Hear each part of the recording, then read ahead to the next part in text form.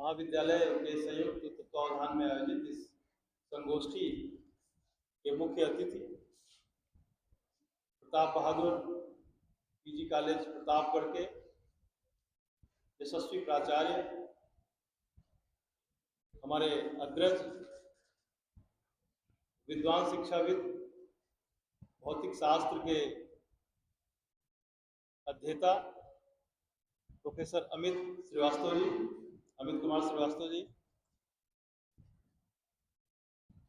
पहले राजेंद्र सिंह रज्जू भैया विश्वविद्यालय में अनुशासक रहे, दर्शन शास्त्र के विभाग अध्यक्ष रहे, विभिन्न पदों को सुशोभित किया और तत्पश्चात देश के लब्ध प्रतिष्ठित विश्वविद्यालय इलाहाबाद केंद्रीय विश्वविद्यालय प्रयागराज में गांधी विचार और शांति अध्ययन संस्थान के समन्वयक, सच्चे अर्थों में अपने विषय के प्रकांड विद्वान, कुशल वक्ता और मैं कह सकता हूं कि हमारे अनुज डॉक्टर अविनाश कुमार श्रीवास्तव जी इस कार्यक्रम को संचालित कर रही प्रोफेसर रेखा सिंह मैडम, प्रोफेसर रामकरण जी, विश्वविद्यालय के दो अधिष्ठाता प्रोफेसर रुद्रसेन सिंह जी, प्रोफेसर विनीता सिंह जी, महाविद्यालय के सम्मानित शिक्षक साथियों और हमेशा की तरह हमारे प्राण तत्व, महाविद्यालय के प्राण तत्व, हमारे प्यारे विद्यार्थी। आज बहुत मौसम खराब था, मुझे बहुत डर लग रहा था कि हमने इतने बड़ी बड़ी विभूतियों को आमंत्रित किया है, कहीं ऐसा ना हो कि यहाँ की जो हाल की जो आपकी संख्या है वो कम हो जाए। लेकिन यहाँ मुझे खुशी है कि दूर दराज से बहुत सारे बच्चे भीगते भागते आके, थोड़ा कार्यक्रम लेट हुआ और वो अच्छा हुआ क्योंकि जो भीगे हुए बच्चे थे थोड़ी देर में वो सूख गए। और मैं अभी राजभवन में थोड़ा शोक का माहौल है, राजकुमारी जी के पतिदेव का देहावसान हो गया था, इस कारण से वो बाहर नहीं निकल रही है, नहीं तो इस कार्यक्रम में उनके भी रहने की पूरी संभावना थी। और उस कारण से हमारे राजभवन के आदरणीय प्रबंधक जी डॉक्टर घनश्याम यादव जी भी नहीं रह सके इस कार्यक्रम में, नहीं तो ये जो काम मेरा है अध्यक्षीय कार्य वो सर का या माननीय जी का होता और मेरी बुराई मुख्य अतिथि महोदय ने कर दी है। मैं उसको, जैसे अविनाश भाई साहब ने कहा था कि जो गलती हो उसको हाथ उठा के स्वीकार कर लेना चाहिए, तो मैं इस बात को हाथ उठा के स्वीकार करता हूँ कि मैं वास्तव में गलत हूँ, मैंने कुछ गड़बड़ियाँ की हैं। पहले सर को मैंने फ़ोन किया तो उस टाइम पर मैंने सोचा शायद बहुत व्यस्त होने के कारण अविनाश भाई साहब समय ना दे पाए। मैं जानता हूँ उनका समय बहुत ही कीमती रहता है और मैं कई बार कोशिश करने के बाद अपने प्राचार्य महोदय का भी समय पा सका, तो मुझे लग रहा था कि ये समय मिल चुका है तो दूसरा समय शायद अविनाश भाई साहब का ना मिले, लेकिन जब मिल गया तो मुझे लगा कि इस विषय पर जो संबोधन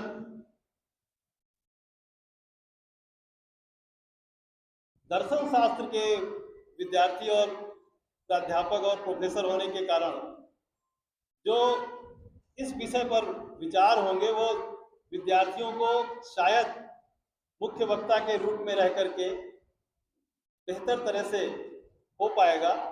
और चूंकि हमारे मुख्य अतिथि महोदय वो तो विशिष्ट ही हैं और फिजिक्स के हैं, तो हो सकता है कि फिजिक्स के लोग जो हैं राष्ट्रीय शिक्षा नीति को उतने अच्छे तरह से शायद ना जानते होंगे। ये गलती मैंने किया, मैं मानता हूँ इसको, लेकिन जो उन्होंने गलती करी मैं उनकी भी बुराई करता हूँ। उन्होंने अध्यक्षीय काम को पहले ही कर दिया, पूरे भाषण को, प्रोफेसर अविनाश जी के पूरे भाषण को उन्होंने, जो काम सभा के अध्यक्ष का होता है कि सारे लोगों की बात करना उसका काम होता है, वो उन्होंने बहुत ज़्यादा बेहतर तरह से कर दी है। तो मैं इस बारे में इसके लिए आपको बधाई भी देता हूँ, धन्यवाद भी करता हूँ, अभिनंदन भी करता हूँ और शिकायत भी करता हूँ कि मेरे लिए कुछ भी नहीं बचा और जितना आप लोगों ने कह दिया उससे ज़्यादा मैं कुछ नहीं जानता, मैं भी कुछ नहीं जानता।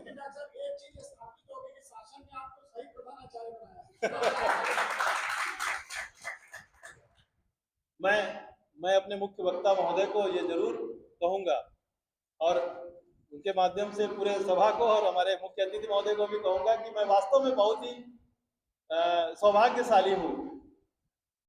शायद मैंने कभी अमित भाई साहब से इस बात की चर्चा की होगी कि मैं यहीं का विद्यार्थी रहा हूँ और मुझे यहाँ पे इस दायित्व के लिए पुनः आने का मौका प्रभु ने दिया। वास्तव में इतना सौभाग्य, इस तरह का सौभाग्य, उसके बावजूद ये जो प्राण तत्व है ये हमारी इतनी बातें सुनते हैं कि वास्तव में मुझे लगता है कि ये पद मैं ठीक से निभा पा रहा हूँ। मुझे कभी लगता ही नहीं है कि मैं महाविद्यालय का प्राचार्य हूँ, मुझे लगता है कि मैं एक घर का सदस्य हूँ जिसमें ये सारे मेरे बच्चे हैं और इन सारे बच्चों के साथ मैं पूरे सुबह से लेकर शाम तक बहुत बेहतर तरह से आनंदित होता हूँ। कई बार मेरी पत्नी मुझसे कहती है कि 5 बज रहा, आप यहाँ क्या कर रहे हैं। हमारे कॉलेज की कुछ छात्राएं भी, कुछ शिक्षक भी, कुछ छात्र भी देर तक रुके रहते हैं। उसमें सृष्टि मैडम का विशेष रूप से नाम मैं लूंगा, बहुत देर तक रुकी रहती है। हमारे कई शिक्षक जल्दी में भी रहते हैं लेकिन बहुत सारे शिक्षक बहुत देर तक रुकते हैं। प्रोफेसर प्रदीप कुमार सिंह जी यहाँ होंगे, बहुत देर तक रुकते हैं। एक सज्जन ने मुझे शिकायत किया, हाँ चले गए थे, आ गए एक ने मुझे शिकायत किया कि वो बहुत देर तक कॉलेज में रुकते हैं। अरे हमने कहा भाई आप भी रुकिए, हम भी रुकते हैं, इसमें क्या दिक्कत है।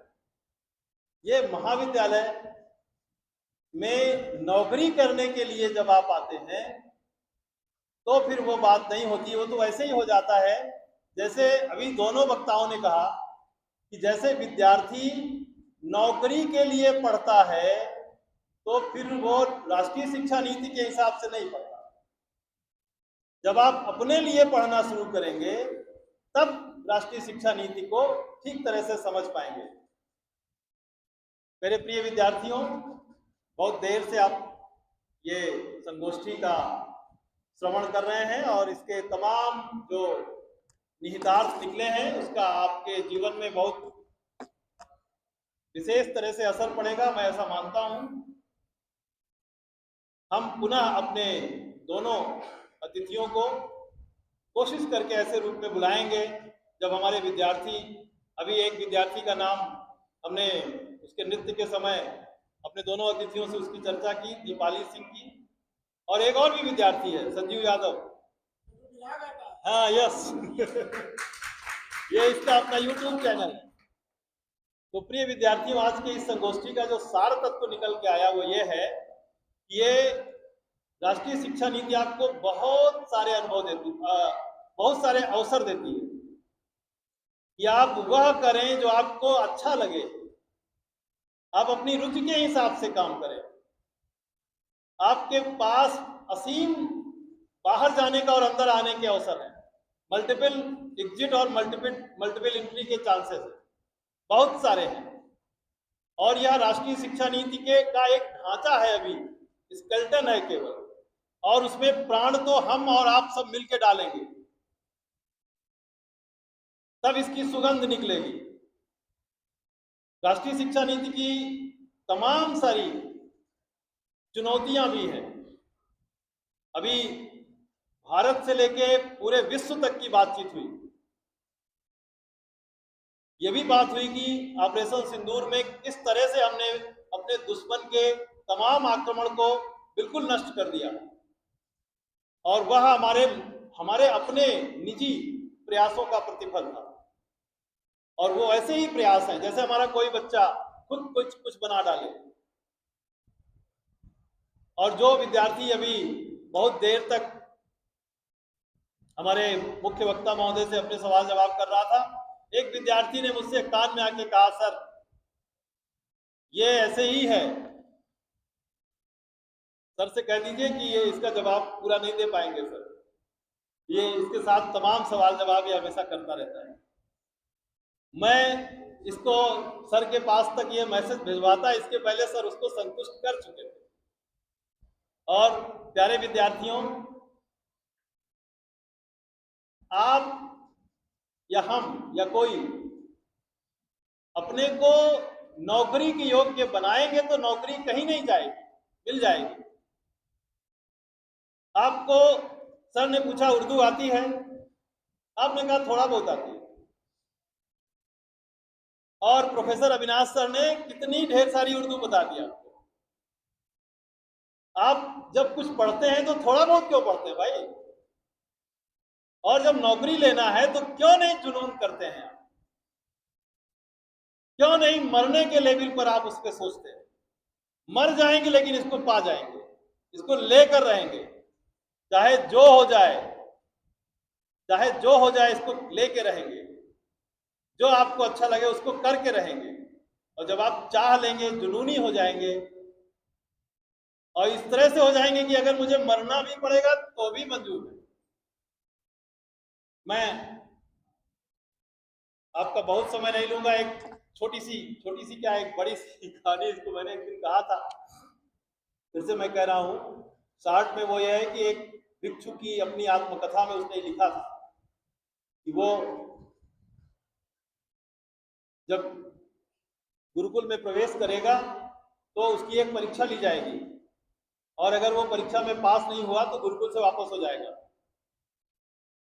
उसकी परीक्षा जानते हैं क्या थी? उसकी परीक्षा ये थी कि वो जाएगा, बैठ जाएगा, उसको उसके गुरु ने कहा कि आप यहाँ बैठ जाओ और आंख बंद किए रहो।